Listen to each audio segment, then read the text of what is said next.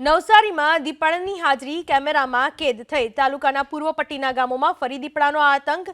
નવસારીના સરપોર ગામમાં દીપડો લટાર મારતો કેમેરામાં કેદ થયો।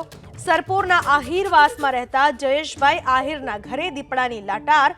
4 દિવસ પહેલા પણ આહિરવાસમાં દીપડાએ મારી હતી લટાર। દીપડાના આંટાફેરા વધતા ગ્રામજનોમાં ભયનો માહોલ છે। સરપોરના સરપંચે વન વિભાગને જાણ કરી। વન વિભાગે દીપડાને પાંજરે પૂરવા માટે કવાયત હાથ ધરી।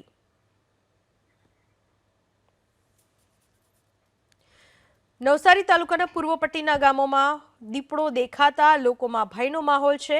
સરપોર ગામમાં દીપડો લટાર મારતો કેમેરામાં કેદ થયો।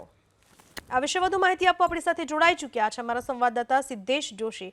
સિદ્ધેશ, આ ગામમાં વારંવાર દીપડો દેખાઈ રહ્યો છે, સ્થાનિકોમાં કેવો ભયનો માહોલ, વન વિભાગ શું કરી રહ્યું છે કાર્યવાહી?